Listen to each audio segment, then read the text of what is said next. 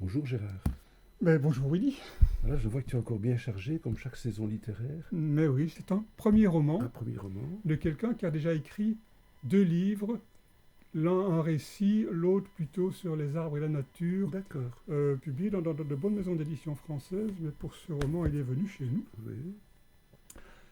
Jean-Pierre Balfroy, Ses étoiles dans la nuit. Jean-Pierre Balfroy, c'est son deuxième roman. Voilà. Il y a des petits points braille là. Voilà, il y a une constellation Mhm. sur quelques touches de braille. Voilà. Malheureusement, je ne suis pas allé jusqu'à les mettre en relief dans Ah ben écoute, tu aurais pu dans lui la demander. couverture. Ça peut se faire. De toute façon, ce roman est soutenu par la Ligue Braille, qui en a fait D'accord. faire une lecture, Ah, qui c'est va bien. l'offrir à ses membres, etc. Gratuitement, je n'ai pas demandé de droit pour Ça, ça. c'est bien. Euh, le premier roman de Jean-Pierre Balfroy était un roman avec énormément d'humour, même du Mhm. nonsense par moments, des choses invraisemblables et tragiques aussi à d'autres moments. Il jouait sur les deux tableaux. Ici, on est dans un roman d'une très grande tendresse, qui est fondée sur l'histoire vraie, une histoire vraie d'une jeune fille, un enfant, jeune fille, jeune Mhm. femme, décédée, dont les parents ont donné l'accord pour qu'on utilise la trame de la vie de leur fille pour construire un roman, même si c'est un véritable roman, D'accord. mais il y a quand même beaucoup d'éléments de cette personne. De quoi s'agit-il?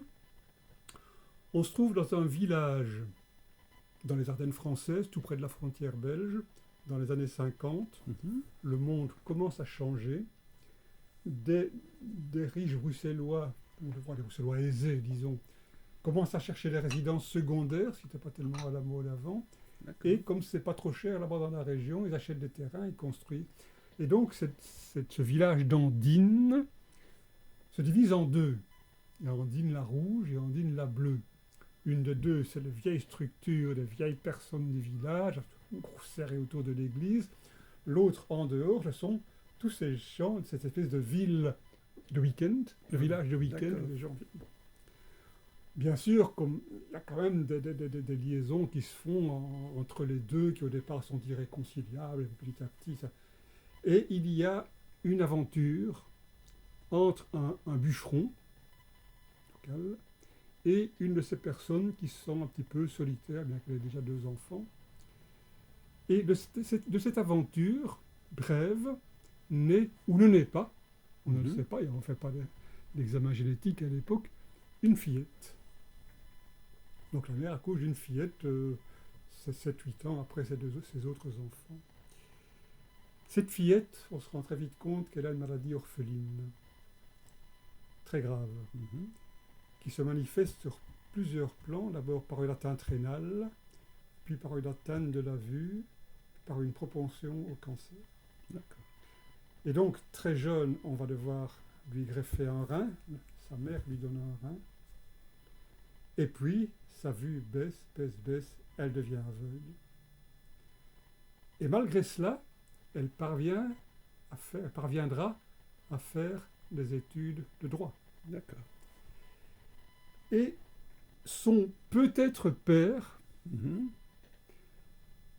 s'entiche de cet enfant, a une grande tendresse pour cet enfant, et cet enfant aveugle très vite, lui apprend toutes sortes de choses, à reconnaître les arbres, au toucher les feuilles, à l'odeur. D'accord.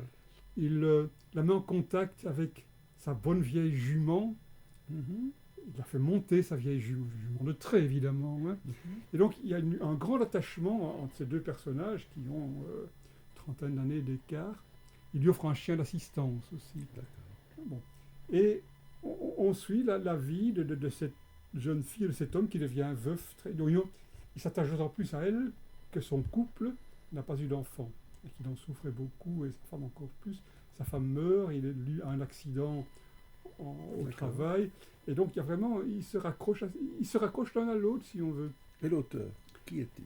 Alors l'auteur est un jeune retraité liégeois Mhm. qui, a, qui est juriste. D'accord.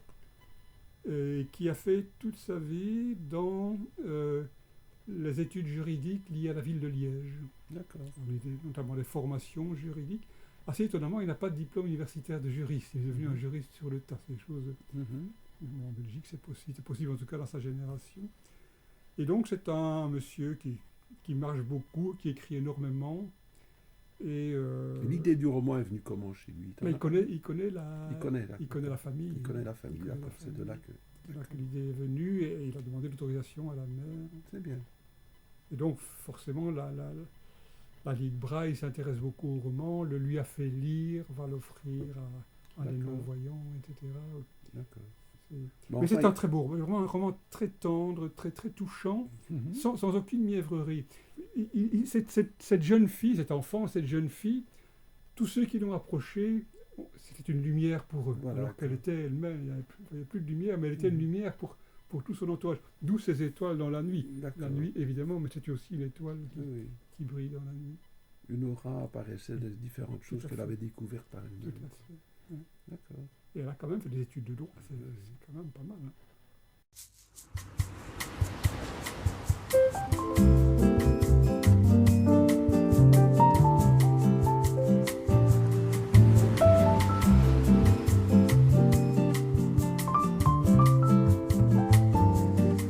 You say, give some